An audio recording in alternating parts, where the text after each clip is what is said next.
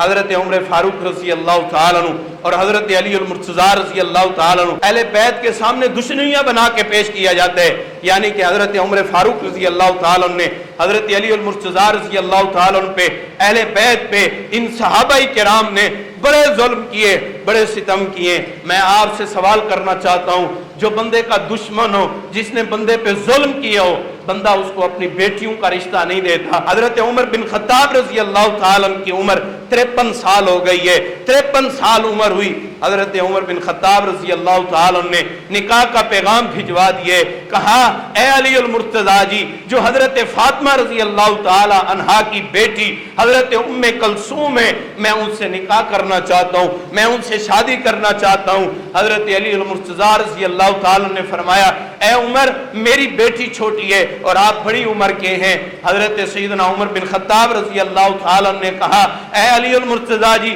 آپ کو پتہ ہے میرے پاس اور بھی بیویاں موجود ہیں، لیکن میری ایک تمنا ہے، ایک خواہش ہے، کل قیامت کے دن جس وقت میں کھڑا ہوں تو میں بھی اہل بیت میں سے کھڑا ہوں، میں اس وجہ سے نکاح کرنا چاہتا ہوں۔ میں کہتا ہوں حضرت فاطمہ رضی اللہ تعالی عنہا کی جو بیٹی حضرت ام کلثوم ہے، حضرت علی المرتضیٰ رضی اللہ تعالیٰ عنہ کی بیٹی ہیں، حضرت علی المرتضیٰ رضی اللہ تعالیٰ عنہ نے حضرت ام کلثوم کا نکاح 17 سال کی عمر کے اندر، 53 سال حضرت عمر بن خطاب رضی اللہ تعالیٰ عنہ کی عمر ہے، اس وقت شادی اور نکاح کروا کے یہ امت کے لوگوں کو بتائے دشمنیاں نہیں ہیں، محبت اور مودت قائم ہے۔ جہاں پر دشمنیاں ہوں وہاں پر بیٹیوں کے رشتے نہیں دی جاتے، وہاں پہ جہاں پہ محبتیں ہوں، جہاں پہ اعتبار ہو، جہاں پہ پیار اور محبت ہو، وہاں پر ہی بیٹیوں کے رشتے دیے جاتے ہیں۔ حضرت عمر بن خطاب رضی اللہ تعالیٰ نے خود نکاح حضرت علی المرتضیٰ رضی اللہ تعالیٰ نے اپنی بیٹی